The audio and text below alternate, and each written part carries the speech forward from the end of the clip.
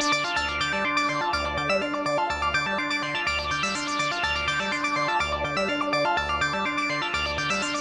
is the InRetroSpect Show. It's a monthly periodical. Periodical? It's a monthly periodical about video games. It's professional, it's personal, and it started well. And it has started well, Daniel Frost. It's hosted by me, Sam Turner. You can follow me on Twitter at Mr. Sam Turner. Joining me today on the show, we got Chris the Dollman Darby. That's right, my handle is at Digital Strider. Fantastic. Brilliant. So we are professional. Also joining us today is Tom Polka Dot Man Percival. Hello there. I don't know my Twitter. Brilliant. And bringing up the rear, merrily along, playing a nice tune, it's Dan the Fiddler Frost. Hello, I do know my Twitter. It's Frosty D with a double E at the end. With a double E at the end. Frosty D! Just to say that, unfortunately, not joining us this month for the show is Peter the Weather Wizard Willington. If you hadn't guessed by then that the theme of today's alliterative names were bad DC and Marvel villains. They're not all bad. Weather Wizard's quite good. Is he? Yeah. He was terrible in the TV show. Yeah. Let me just say that. But now there's two. I've never heard of the Fiddler. What did he do? He owns a He fiddle. just literally played a violin. And that was Yeah, but how did he cause and create crime? Really bad with at his it. violin. He stole it. Was it a crime against music? Oh! Dan, when I was researching this, I found such brilliant villains as the man with no arms. Oh, no. He's not a villain. He's a Legion of Superhero. Oh, no, I'm thinking of Armed Detachable Boy. Sorry. No, there's Armed Detachable Boy. Yeah.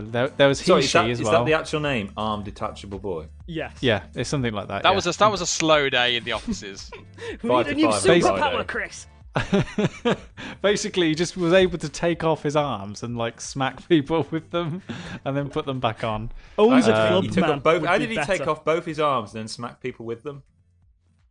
Well, No, he just took one off at a time. He's not an idiot. Yeah, but owns a baseball So Batman would be just he as was effective. mildly inconvenienced and got How would that help? alright weapon out If of you it. needed to reach something down from the top shelf, and you couldn't be asked to get a ladder. It's comic books, Chris. Come on, there's a boy that can detach his own arms. I'm sure the logistics of... When the arm is detached, is he still in control of it, or Yes. does it become limp? No, he can still control that. Okay. The best Legion of Superheroes character is Matter Eating Lad, because really, when you think about it, everyone eats matter. That's just eating food. Yeah, but he can eat everything. Yeah, but so he can can eat you. anything. You know, you just might. Yeah, but I can't eat like a chainmail fence. Well, you could. You could try. Well, I'll try that. That's your Throw- task throw for down next, the for gauntlet next now. show. New Year's resolution.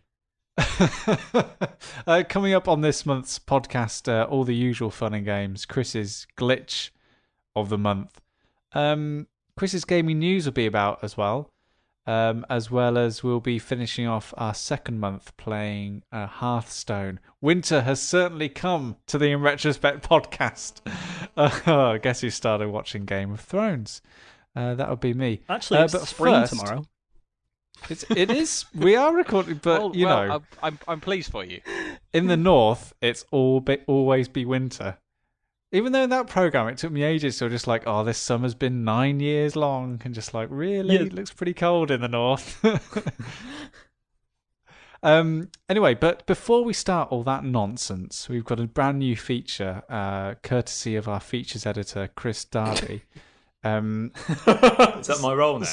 That is your role, seeing as you own 2 out of 3 features of this podcast and created them. So we all gathered together up in Manchester quite recently for my birthday and partly Dan's birthday. And we all got together, had some fun, played some fabulous board games, including Settlers of Catan, which ever since I started playing it, most of my dreams have surrounded resource management of some sort. But that's the way it goes. But Chris, you have supplied us with a feature from this visit. Would you like to explain some more? Yeah, I will. What is this? I'll contextualise it. Basically, Sam, you very kindly accommodated me and Dan on a Friday night, and you've got a spare bedroom. You're a man of some income. You've got a spare bedroom, and I do. Yeah, The and regal room. The Regal Room.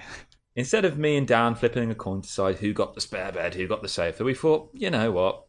Let's just share a bed. Man up. Man up, share a bed. We didn't even do. Yes. We didn't do Grown men. top and tail. We didn't do top and tail. We shared a bed. Good.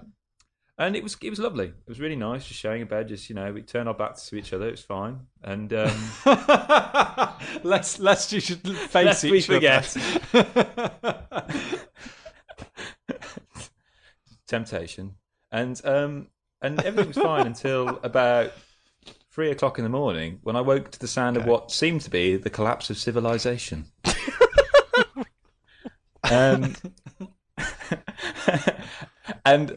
I was like, where's that coming from? And I rolled over because obviously I still had my back. I had that, and I noticed that the sound was coming from my colleague Dan, my bed colleague Dan, as I call him now, bed colleague. Colleague. Dan had somehow rolled onto his back, and all hell had broken loose. Essentially, I was in two minds. I thought, do I kind of push him? Do I push him onto his side, or do I just go down and sleep on the sofa? And I was about to do it. I had one leg out of the bed, and then suddenly Dan, from his own volition, just rolled back onto his side, and all was well. Oh, that's nice of him. And I thought, okay, that's that's one night. I think actually, you starting to go to bed may have half woken me up, which could have been the reason. What's that? And so I thought that's fine. The next night, Peter, our colleague, turned up. Our dear friend Peter, he turned up. He does. And we had a lovely time with Sam, playing the aforementioned board games, things like that. A lot of drinking. And we watched Power Rangers the movie, I do remember as well. We did. Because it was the anniversary of it. And we thought, we didn't. We skimmed through anniversary? it. Yeah, it's 20th anniversary of Power Rangers the movie. Good times. So instead of the spare bed this time, we went next door, a lovely electric blanket down. I was in the middle. To my right, I've got Pete. To my left, I've got Dan, my bed colleagues. Hello. I thought, okay, right, Dan did it the first night. As long as Dan's on his side, I'm laughing. That's a secret, yeah. Yeah, so I had to make sure that Dan was always on his side, so I had to keep an eye out there. And then I woke up again, 3 a.m, to find both Pete and Dan both facing me. Brilliant. So I was hemmed in. I had nowhere to turn. Sam. Sexy. Yes, very much so. And I had the same sound, but in stereo. Now, all this huge preamble here is just to prepare you for this feature. I took a recording of one of the two gentlemen colleagues. Have you got a jingle? Sam, do you want to furnish me a jingle? Furnish me with a jingle. What's this feature called? The feature is called Who Kept Chris Awake? Okay, here we go. Here's a jingle. Who kept Chris awake? Beautiful. Cut and loop that. And I furnished you a link to a sound file. So here's how it's going to work, gentlemen. You're going to listen to this sound file, and I want you to guess who made this noise. Who kept me awake? Was it Dan or was it Pete? So is this just Percival and I playing this game? Because obviously Dan will know his own. Yeah, Dan will know his own noise. His own vintage. Because when this sound is being made, I'm unconscious. So exactly. Oh, yeah, God. but you can wake yourself up snoring. All right, so let's all listen to this sound now. Oh God. Nope. Oh my word. Oh, it's like sounds a bit like a dog at a window. Or a purr. It's like a purring sound. It is quite nice and purry. It is, isn't it?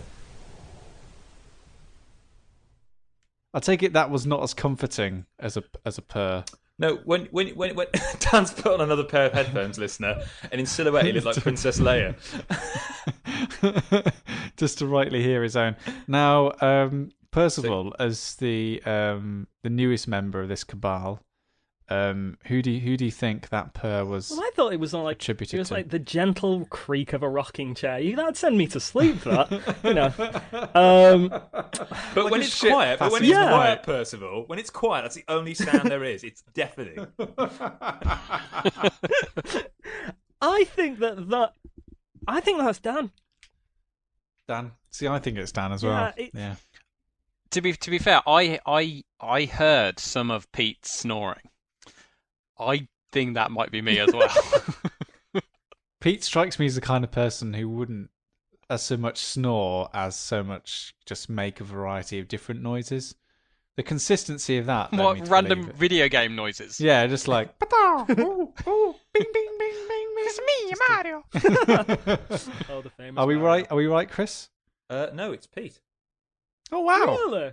Yeah, Pete the That Purr was- of Willington. but you are right. Pete's range, and I can say this because he's not here. Pete's snoring, his range of snoring is extraordinary. I mean, basically, it's like listening to kind of like a piece of Dada soundscape work. It's extraordinary. So Well, yeah, I had that in stereo. Mrs. Frost is very I lucky. personally like. This is the first time I've heard of it. I'd like to apologise to Chris for disturbing your slumber. It's all right. It was not my intention, and No I am worries. sincerely sorry for doing so. Well, we it's probably a good juncture to explain why Peter, the Purr Willington, is not with us today. He's off to India, so he's had his injections. He tells me, and he's currently got hepatitis A, typhoid, diphtheria, and many other more diseases flowing got through a his bloodstream. So he's got hepatitis A. Basically, that's what I'm telling everyone. It's a great icebreaker. He's also had some jabs for going to India. He's also but none of them are connected. Well, he's got the That's- hiccups as well. He's got the hiccups. Oh, so- see, that's quite debilitating. hepatitis A, diphtheria, typhoid, and the hiccups. What would the jab? I What I would, can like, handle what the would first be- three, but throw hiccups into the mix, and woof, that's too much. What would a vaccination be for hiccups? Just your doctor go, ah! Bruh! Just surprising you. Drink from the other side of this glass, please. Yeah, or The just doctor hold just it. leaves you in the room for like an hour, and then just jumps out at you. I just generally think the needle holding all of those vaccinations in would be enough to scare me clear of the hiccups. But yeah, so hopefully Peter will be joining us next month. Coming up later in the show, we'll be continuing to play Hearthstone. Chris will share his glitch of the month. Also, we've got a touch of frost at the end, which is a named part for what we did last month, but it'll be better because Dan will be hosting it. I like the fact that the name of it has nothing to do with the actual topic, other than I the know, fact it's well, a pun I of think- my name. I think. Well, it's not a pun of your name; it's a complete rip-off of another program. We're aspiring. Yeah, basically, show Dan's just playing Touch of music from like '90s crime shows, like British. To be cop fair, Dan, dramas. it's not only is it a rip-off of a cop drama show because that's the end of your name, but it's also the headline that would be in the Sun if you got caught up in Operation U-Tree. Oh. Sorry, I like that. Let's move on. Well, in the month where Uncharted That is what you 4 call, was... Sam, a conversation killer. Brilliant. In the month when Uncharted has been delayed until 2016 and Destiny wins controversially at the BAFTAs and Nintendo goes mobile, we will have now the latest news from Chris. This is Chris's gaming news. Going solo makes the grade. Cockney Sports. Maxis out. I preferred the first one. Turkey may ban diamond pickaxes. Right, so from the sounds of those headlines, we're not covering any of the major stories from this month. So, And let's face facts, there have been some big stories. there have been some huge Yeah, but Turkey's banning Minecraft. Come on. Yeah, but everyone knows that Uncharted's delayed. Everyone knows that Nintendo's moving into mobile games. Chris's Okay, gaming well, news does something different. It's like the tabloids. Can all right then. Right, so No, it's not can we like have tabloids, it's Maxis map? yeah, can we have the Mac? Maxis. Maxis out. What do you think that is? What do you think that is? Maxis. Is it Maxis as in Maxis? That's it, yeah. I do believe I know this story. Go on, Dan. I believe isn't this Maxis the developer of the very popular Sims series? Haven't they kind of gone out of business or something, or have been bought up by someone else? EA have probably closed them down. Yeah, basically. EA yeah, shut them down? But yeah, Yeah. EA bought them and closed them essentially. And I think it's an not the important first thing to time make. EA have done this. Yeah, exactly. It's an important point to make, just because these guys were that gave the world SimCity and The Sims, essentially, And The Sims through EA. Yeah. And what? Yeah. And The Sims. Said. And The Sims came through EA, admittedly, but still, they've won several Guinness World Records for the most popular simulated game of all time. And I just thought it was important to recognise the fact that, a titan has fallen, essentially. Well, I don't know if you guys were hooked on The Sims. They've been struggling for a while, though, haven't they? No, they've not been. They've not been struggling. I don't think they've been struggling at all. They were bought by EA, and then basically EA forced them to do lots of stupid things. Like, for example, the latest SimCity, it was always online with servers that couldn't cope with the traffic, and so lots of people were. I think SimCity was a very, very popular game. Yeah, it was huge. But if you look at, let me just give you some facts, gentlemen, of the list of studios Electronic Arts have bought and then subsequently folded. Let's have a look. Black Box Games, who made Need for Speed and Skate. DreamWorks Interactive, Danger Close, and EA Los Angeles, who made Medal of Honor. Westwood, who made Command & Conquer. Origin, who made Ultima and Wing Commander. Bullfrog, who made Syndicate and Dungeon Keeper. Mythic, who made Dark Age of Camelot, and also a couple of others, Pandemic, Playfish, and NUFX. So it's not the first time. EA has a big history of buying up studios, buying up the licenses for games, and then those studios have folded. So is that why I never got a Dungeon Keeper 3? Yes, because EA made them make Dungeon Keeper Mobile, and then they were like, there's only one way to recover from this big shitstorm, and that's to close a studio. Oh god, that's sad.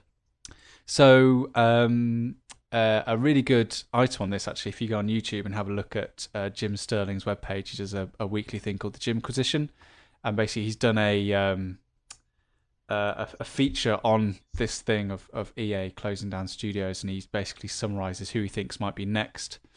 And of course, a studio that Percival and Chris and I really like, who are recently bought by EA and made to change their games to fit the EA model, was Visceral. So hopefully they won't. What Visceral? Visceral, Dead Space. So they were bought by EA and then made to make the latest Battlefield game, Battlefield Hardline. So obviously with Dead Space 3, EA, I say EA forced them to do this, but I'm just thinking that it couldn't have been anything else, because Dead Space 1 and 2 didn't have microtransactions or sort of bullying tactics or anything like that in it until they were bought by EA. And then they've been told to basically make Battlefield Hardline, which doesn't look like it's going to be any good if the beta testers and people have had their say. So Maxis is a pretty sad story, Chris. Well done. Yeah, originally founded in 1987. I mean, The Sims was, really popular growing up. Yeah, I mean, like, did you all used to do that thing where if you look at some of those studios, Bullfrog, the Command & Conquer studio, Westwood, huge, massive. All my mates are obsessed with that. And I was just thinking, like, The Sims. Did you ever used to do that thing where you'd put your mates in it and kind of see how they'd all interact with each other? Yes, with you and stuff. Yeah. Yeah, my girlfriend's doing that right now with me. We've all got pseudonyms now. So there's Dom Perryval, who's Tom Percival. There's Sam Stoner, who's a vagrant version of myself. We're all getting along quite well, even though I think a baby died the other day, which is a bit awkward. Conversation. Keep it light. Sorry, I'm not. You're on fire tonight, Sam. You really are. The conversation. Project Nutri and dead babies. We've got it all on the InRetroSpect podcast. So the EA, the EA, EA just doing it because they can do. They're a big studio and they can bully other studios. Basically, it's a bit of a shame. But is it the case that they basically see companies that have fallen from grace slightly, and as they're limping, EA snaps them up?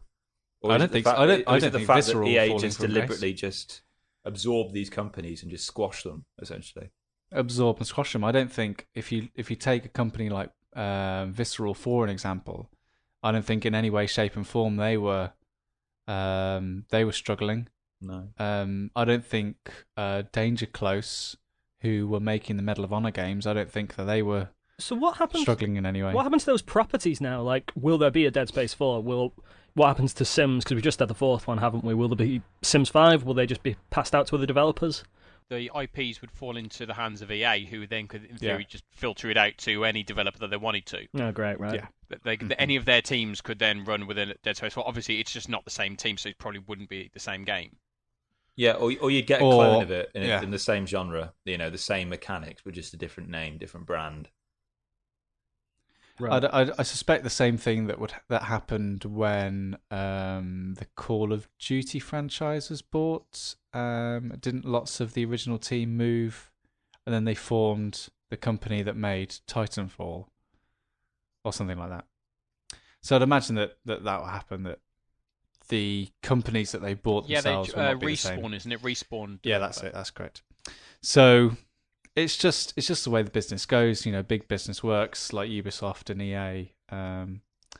It's unfortunately these little studios can't survive making big AAA budgets games, so they have to be subsidized by something else to function. But hopefully we'll have a Dead Space at some point if Visceral can survive Battlefield. Right, let's pick another headline. Can you refresh our memories? What's the other three, Chris? Well, firstly, what was a Cockney one? I'm a little bit, slightly disappointed that I didn't get as much of a laugh out of my headlines. That I spend all of 30 seconds closing, as I usually do. I'm just saying that I might not have as much wind beneath my sails as I usually have. I'm just saying, just bear that in mind. All right, okay. So what were the other ones? The other headlines were, thank you for just dismissing it. The other headlines, Sam, I'm glad you asked, were Going Solo Makes the Grade.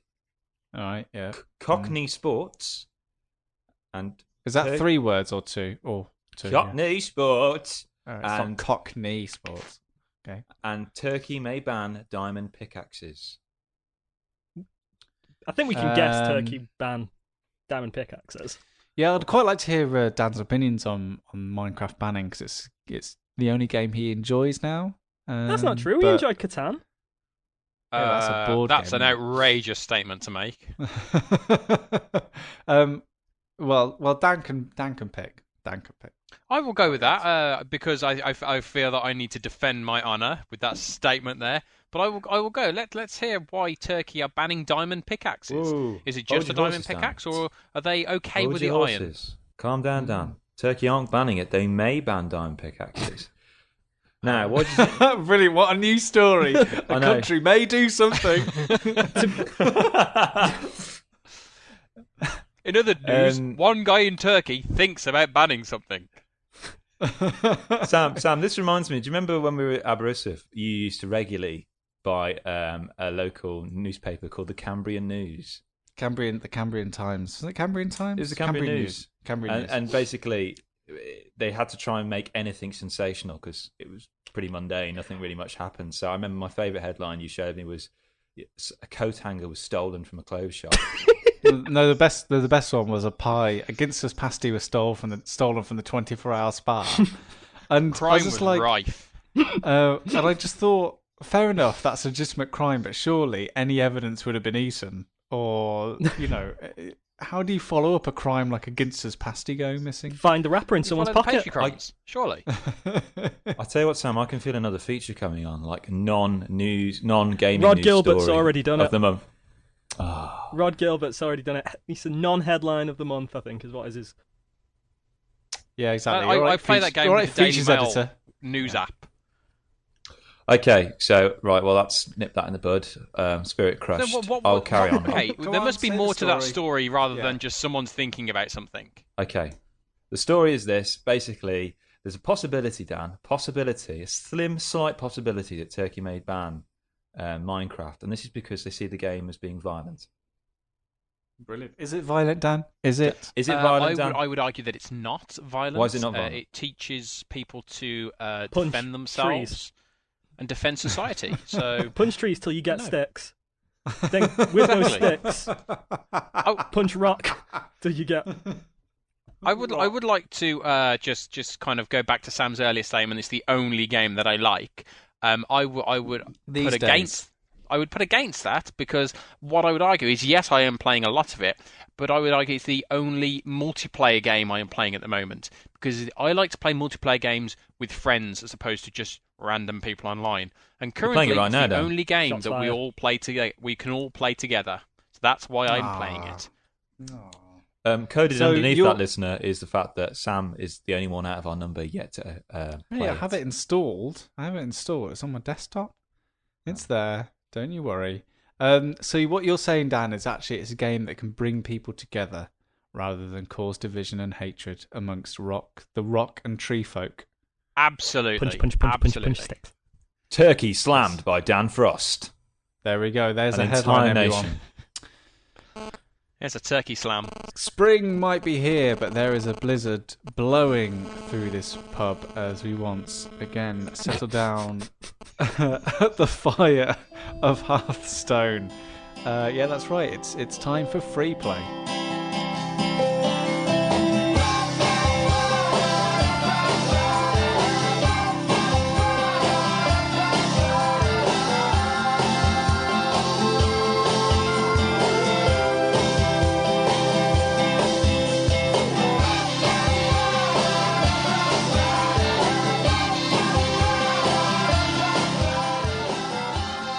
So for another month here on Free Play, we are going to be delving probably quite quickly again into Hearthstone.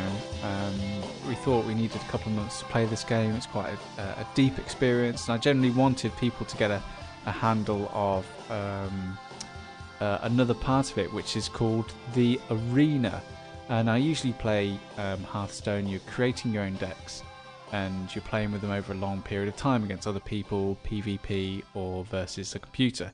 However, the Arena is a different environment altogether, where you're building a deck from scratch each time you enter, and the idea is to win as many times as you can before you lose 3 games, and then you are finished. So, it's been 2 months with Hearthstone. Dan, how did you get on in the Arena? Well, you'll remember last month I said the biggest problem I had with Hearthstone was the deck building aspect. Yes. And the Arena requires you to know quite a bit about building a deck. In what way? When you go into the Arena, you're given an option. Basically, for the first time you go in, it's free. After that, I think it's 150 coins to enter the Arena. And with the Arena, you're given the option of 3 characters who you can choose from. I think I was given a mage, a priest, and a hunter, or something like that. So I thought I'm going to go with a priest, because my chosen one would be rogue, but it wasn't there. So I'll go with priest. Obviously, I don't really know priest that well. So then it goes through the thing of it offers me a number of different cards, and I choose between 3 cards, and then it goes on and on and on until I think it gets about 30 cards, and that's your deck. Yeah. The problem is it gives you no advice on what to use in that deck. So I was just picking up cards, trying to get a nice balance. So I had a lot of cards that had some taunt, a lot of cards that were kind of low mana and high mana. So it was a good kind of range of them. I felt that was a good way of going. However, once I actually get into the game, I'm basically destroyed by people with much better decks than I have, because whether or not it's my bad luck or it's their good luck, or it's just they know how to build a deck better than I do, they would be constantly pulling out cards which would undo everything that I was doing, and just keeping me at a point where I had maybe 1, if no cards on the table, so I had no defenses, and that just kept me on the ropes. You have 3 turns with your deck, 3 lives. So you can lose 3 times with the deck before you lose that deck. And my first 3 games, I lost all 3 because I was just completely outgunned. And then I was told, okay, it takes you 150 coins to kind of win again. So you kind of go into the normal Arena, and then those ones was easier because I had my full deck with the rogue, which I know more about. Those Did you go back in? Did you go back into the Arena? I didn't go back into the Arena because I didn't have the coins, but I went back into just playing against other people online, which is basically doing the same thing but with your own deck. Because I understand that deck more because it was rogue. I'd built that. I know what those cards can do. I know how I want to use them. that was easier playing against people, but I still don't really understand how to build a deck. And the problem with the arena, and it's quite a significant part of it, part of the game, is there's no advice for giving you on building a deck. And that's the most important part of that mode. That's a problem. I don't think you have any problems building a deck. I think you're living under assumption that you're getting it wrong when you're not, because from what you said, you're doing everything right in terms of building a deck, in terms of how you want to play. So I don't think you essentially need any advice.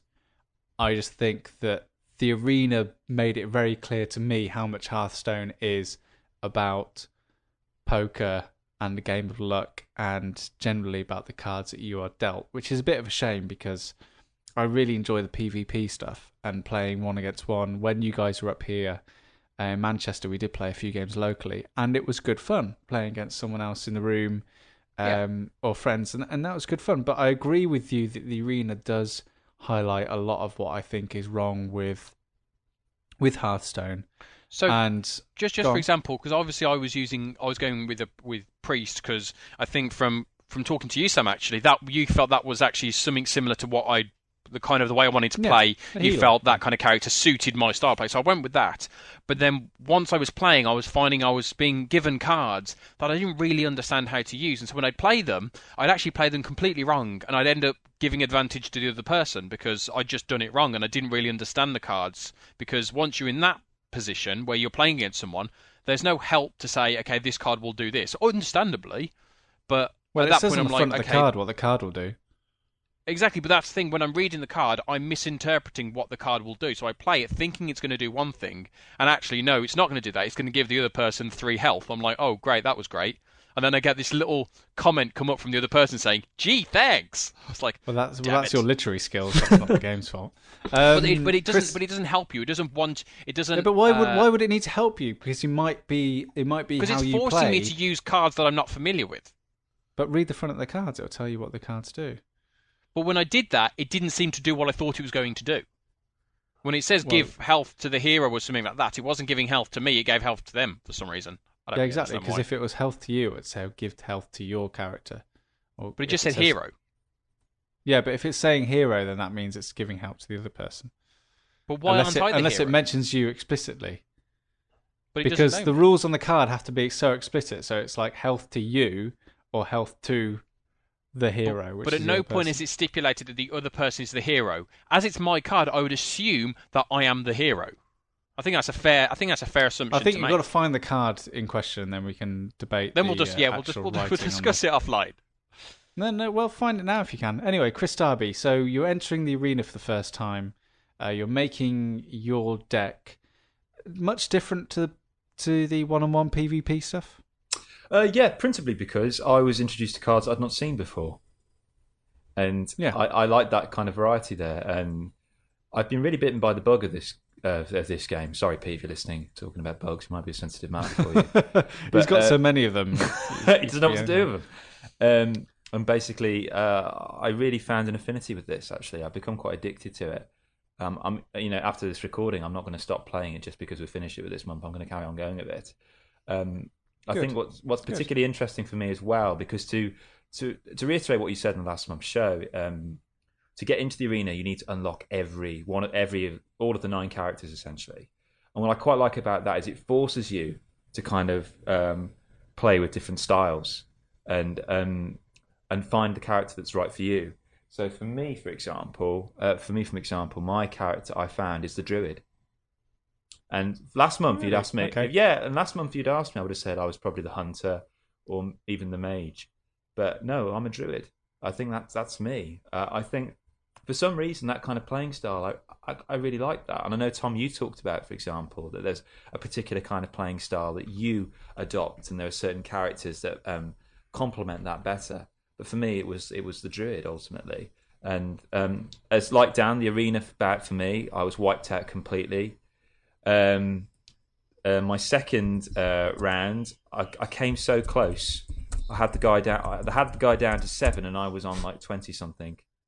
And then suddenly it was the rug was pulled from underneath my feet. And instead of me getting annoyed and frustrated, I was just like, fair play. That was brilliant. And I got so much of a buzz from losing 3 games that I didn't think I would get.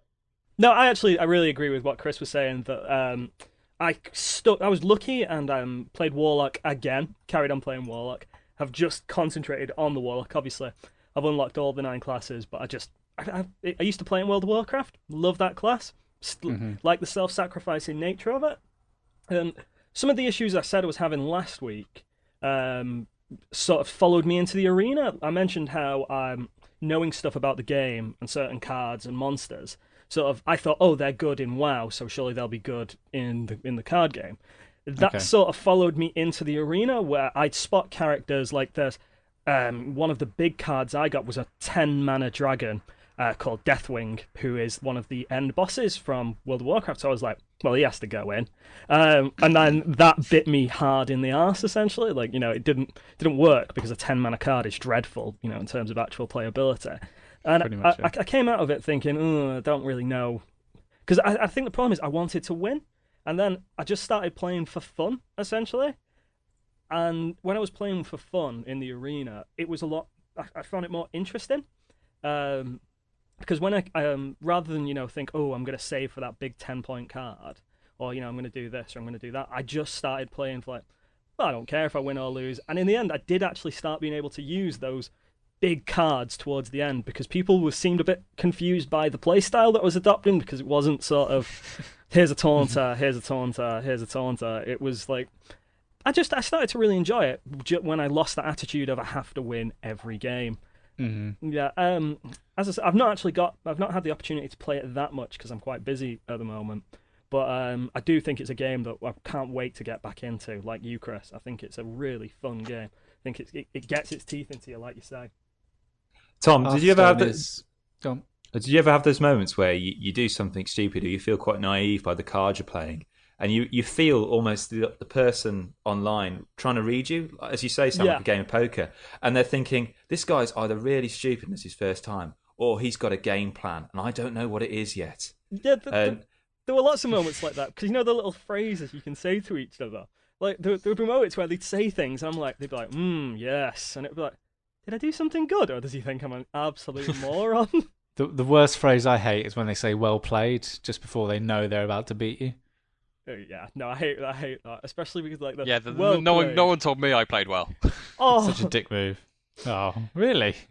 Oh, I mean, definitely Hearthstone for me is something that I'm going to keep on my iPad. I think it's such an excellent game, especially when Magic seems to be a part of my life, which I keep there, but because it's such a physical thing and face to face, and we don't play it as much as we used to, I think that Hearthstone will always be there for just kind of relinquishing that itch. Yeah, I see. The issues. My issues from last week from last month, haven't gone at all. Like, I feel like it's very shallow compared to compared to Magic, just by its very nature. It's not as complicated a game. I don't know. Like, I prefer Magic a lot more, and I can't wait for us to start playing Magic again. We haven't in some time, but you are right in that Hearthstone will stay. But I don't think it's as good as Magic. Sam, you've been playing Hearthstone for a while. Have you? There's some extra missions, isn't there? We've got the arena, but there's also they've just added a new mission to it. I can't remember what it's called. Oh yeah, the like a story mode, is it, of some sort? I don't know. Oh, isn't that? That's it. Yeah. Yeah, Naxxramas. There's a story mode to it. I've not actually played any of these personally, partly because I think I've wanted to kind of keep myself a bit detached from the whole experience because of how I like to play Hearthstone. I very much like it just for that one-on-one. Have either of you bumped into some Naxxramas cards? No, I don't think so. No. I say either of you. There are 3 of you. When you bump into Naxxramas cards, you do notice them. They are like they look different, and they are somewhat more powerful. There's a big difference in sort of the play style. I'd be very interested in playing Nax, especially because Nax was one of the original end dungeons of Vanilla WoW, and sort of I'd be interested to see how they've built that story into a card game. That's interesting. I like the name Vanilla WoW. Yeah, no, there's Vanilla WoW, there's Burning Crusade, Wrath of the Lich King, Cataclysm, Can you get like Neapolitan WoW, which is like combination of all three? You can. But the thing is, for me, like I've never been actually taken in by the story parts of card games. Like I know that Magic's got a story, and every year they bring out a new element of it. But really, for me, it's all about the cards. Yeah, but I think in Magic's far more a role-playing game in that sense. That it's more a setting. Here's the setting. There are these things called planeswalkers, and they wander about doing magic essentially, and you are one of them. And then you can play with that concept however you want to. You can play it as, I'm just playing a card game, or you can, pretend you're actually a wizard. You found the card yet, Dan? No. Okay. There was more than one, and I don't tend to remember the names. Because I have no interest in. I have no kind of knowledge of kind of WoW or Magic or anything like that. The names of them doesn't really matter to me. I like the sheep. Can you remember what the picture looked like? No, Mr. Bun, the baker. It was a while ago when I was playing it, and it's that there's a few of them that will stand out, and that's probably because I see them more often. Stuff like the raptor, stuff like there's a man with a headdress on. I don't know any more than that, but I recognise them. He's a troll, just because they just show up more because there's more of them. Can you imagine if Dan had to give evidence in a trial? Yeah, exactly. What did he look like? Well, I don't really look at faces. He had a headdress. Had a lovely smile. Dan, what would Judgment say? Question I want to ask you, Dan: Is it the fact that it's a card-based game that you're not particularly au fait with? Because news has just obviously come in. I think I was the last person to find out on the planet Earth that Cards Against Humanity, a card game that you introduced me to, Dan, that's now online. Is that something we want to kind of move into in the future? Possibly, we'll play that, and maybe we can rekindle Dan's interest in online card games. I mean, I'm open to card games. It's card battlers that kind of. I'm not majorly keen on, and I accept that's just something that doesn't work for me. As I said last month, there's nothing for me to say against Hearthstone for what it is. A card battler, I can't fault it. It's the gameplay's fantastic, the design is lovely, the humor's really nice. Everything about it works and works well. It's just kind of not for me. Stuff like Cards Against Humanity, or I think the name is Cards Against Originality. Yeah, because it was quite. I think when they released it. The guys who made Cards Against Humanity, they actually released it online as well, so you could print it off yourself. So you didn't have to buy the version; you could print it off, and that was kind of in a real world sense, like an open source game that someone's able to put into like a web app. That I'm interested in that, but that's not a battler. That's just kind of sharing kind of that game and that kind of language. I wonder if Dan and Tom would be interested in Smash Up. Yeah, no, I don't think you would. I don't know, because Smash Up's not really a battler, is it? It is and it isn't. I think there's a degree of strategy in Smash Up that, because it's not head on, is it? It's sort of like just adding numbers essentially, and adding. Yeah, adding. Everyone's better than dividing. Maths. Blech. See, I heard about Cards Against Humanity going online, and I didn't really understand what the joy of that would be, because surely the joy of Cards Against Humanity is the reaction of seeing, you see everyone sort of go, oh god, I can't believe I've got to read this, or my god. Well, I think the idea kind of is that you can do that. You basically, if you imagine if we were all sat in a room with an iPad each, hypothetically, we could all be playing Cards Against Humanity in the same game. Right, okay. Yeah, right. I quite like the still though. I quite like the physicality. When you've got a card in your hand. Yeah. I'm going to refer to a few of the games that we played recently. When you've got a card in your hand, like you're playing, for example, Settlers of Catan. You've got a card in your hand, and suddenly that physical action of turning it over and seeing everyone else's face reaction. You're building two more roads, so you get the longest road card and win. Or in One Night Ultimate Werewolf, you turn it over and you are actually the werewolf.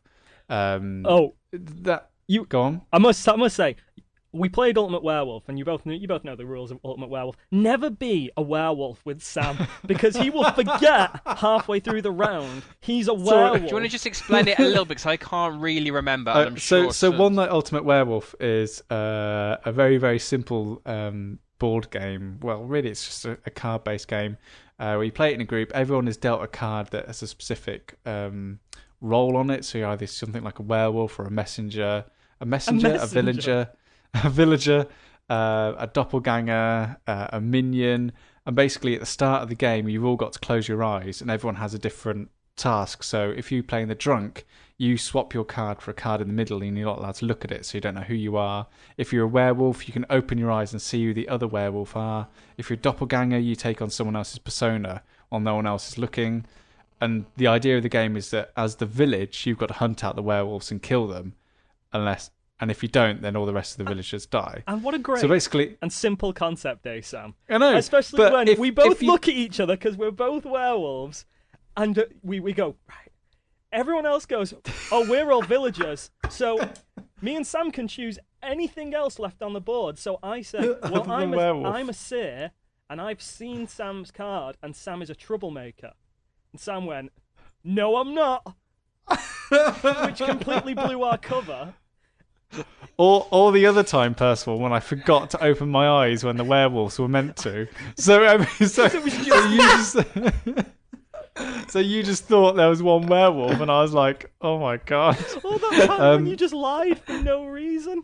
I know. I'm not very good at the game. But anyway, as I was saying, the reason I think that I always will enjoy things like Magic and Cards Against Humanity one-on-one is, when you're playing Cards Against Humanity and it's just like child-friendly, mother-approved, and you flip over that card and everyone sees it in an instant rather than pressing a button. Or I don't think technology can ever replace that satisfaction or that wonder. You're right.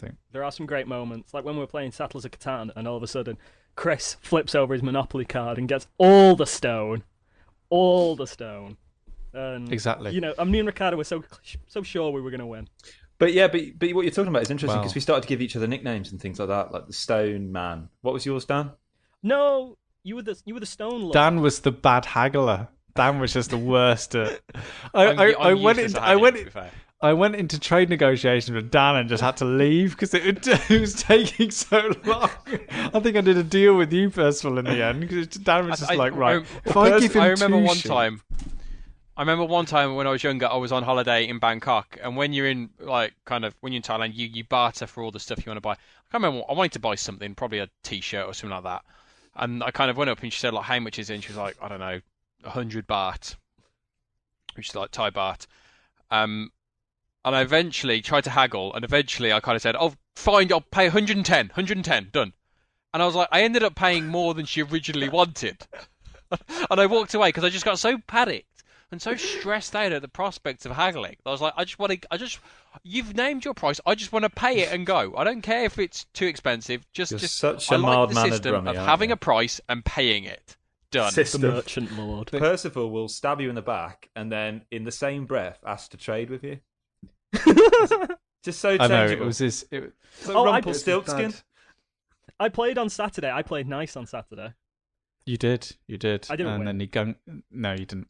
I think that is a beauty of Hearthstone. If you are thinking of picking up a free game, then I think you can do pretty much no worse than Hearthstone. I think if you've got an interest in games like Magic, Smash Up, games that require you to follow rules on cards and patterns of play, I think Hearthstone is a fantastic place to start.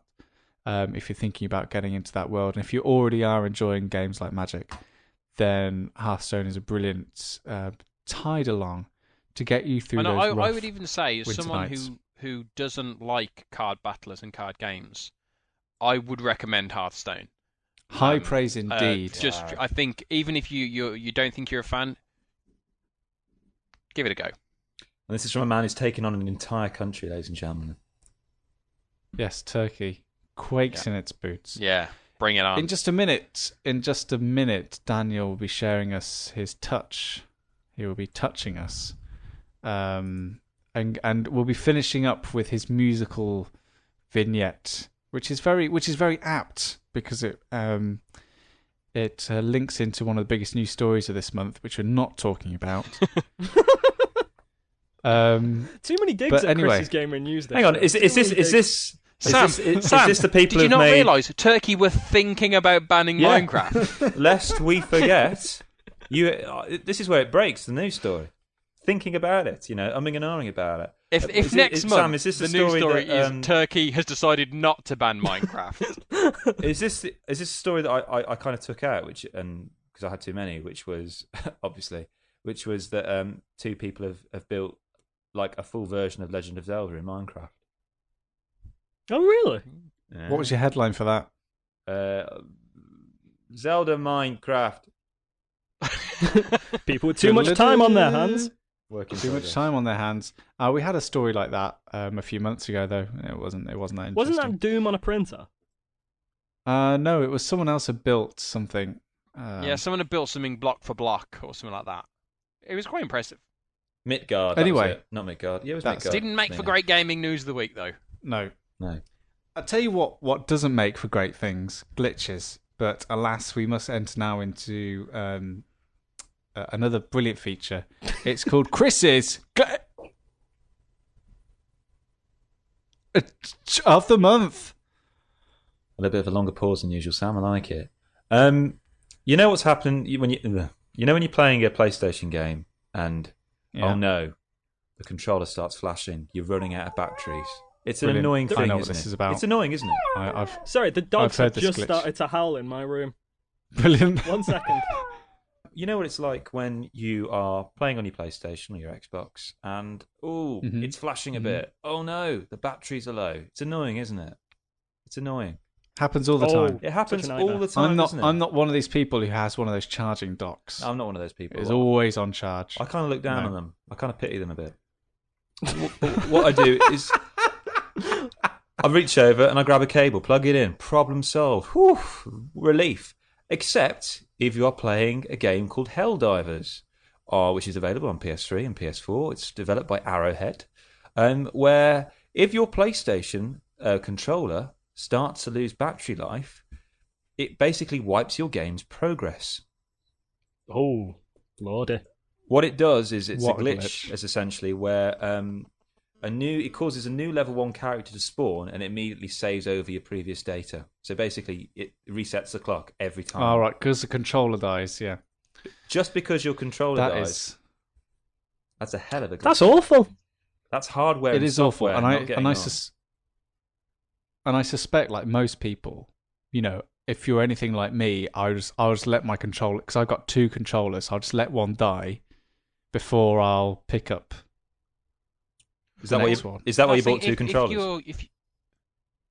Well, I bought two just in case I had friends to play games with, but that didn't happen. So now it's just a convenience. Oh, But if you've got two controllers and Yeah. one's starting to die, even if you don't let it die, you think, okay, let me change over the controller.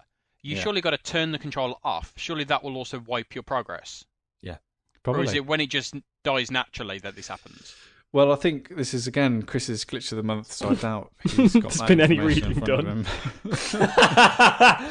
Let me just read it now. No, But I have heard that there is a fix on the way, or it has been fixed. Yeah, But, the forthcoming Well, that's up to 1.03 patch, which I have done research. The forthcoming patch called 1.03. Just so you know. So anyone listening who's played Arrowhead, which has got quite good reviews actually, to be honest, irrespective of this bug.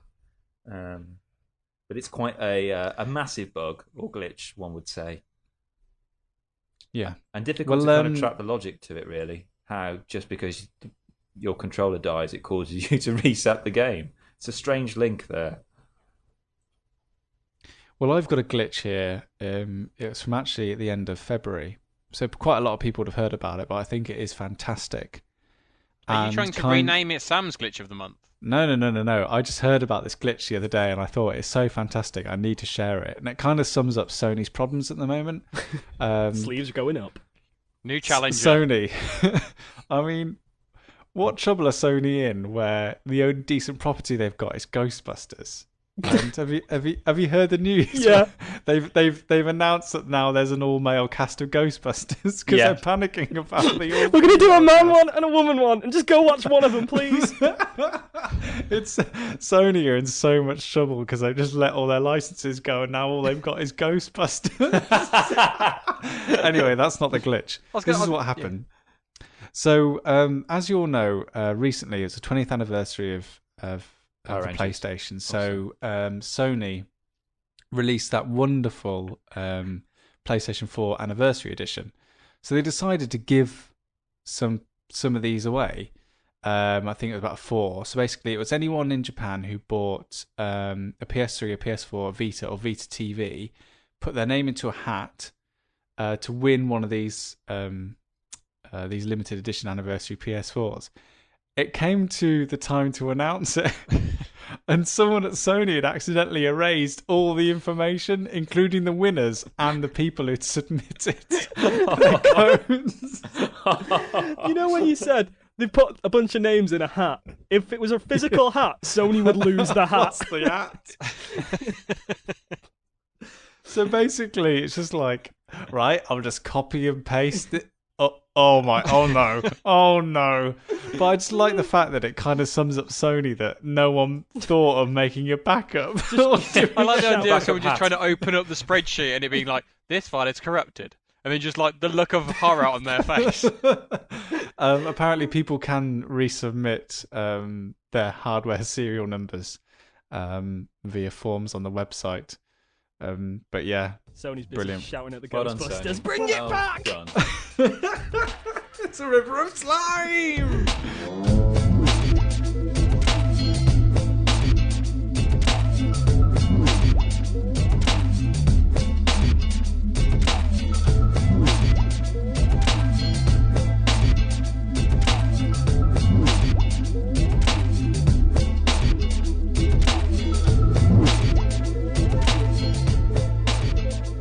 This has been the InRetroSpect podcast. Before we finish with the Touch of Frost, just going to say that this is the formal introduction, everybody, to Thomas Percival, who will become a formal member of the team and a much-loved voice who will be appearing on many more podcasts.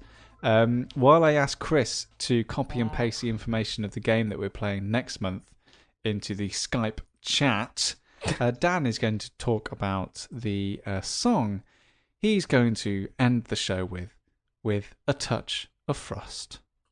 Yes, this is my segment. Last month we had a remix of a old school favourite, Sonic the Hedgehog Green Hill Zone, and a special guest theme tune. Yes, apparently introduced by Judge Rinder. Apparently, yeah. This month it's a little bit different. It's not a remix this month. They will return at some point. But it is a remix, isn't it? It's not a remix in the same way that last month's was. This is actually a choir, a video game and music choir, and you can actually find them on YouTube, Video Game Music Choir.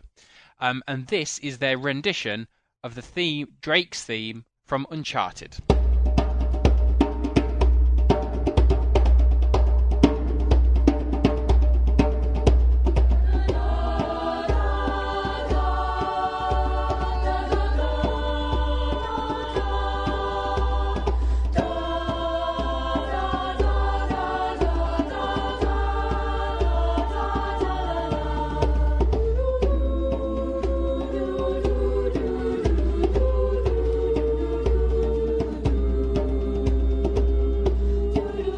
So as this swells from beneath my voice, it's my pleasure to just say thank you very much for listening to the InRetroSpect podcast. You can find out more information at InRetroSpectPodcast.com. Do follow us all on Twitter. Go back to the start of the show to remember who we are and where you can find us. Subscribe on iTunes, rate and review us. We're also on YouTube, Facebook and Stitcher Radio. Next month on the show we'll be playing Bokida, something like that.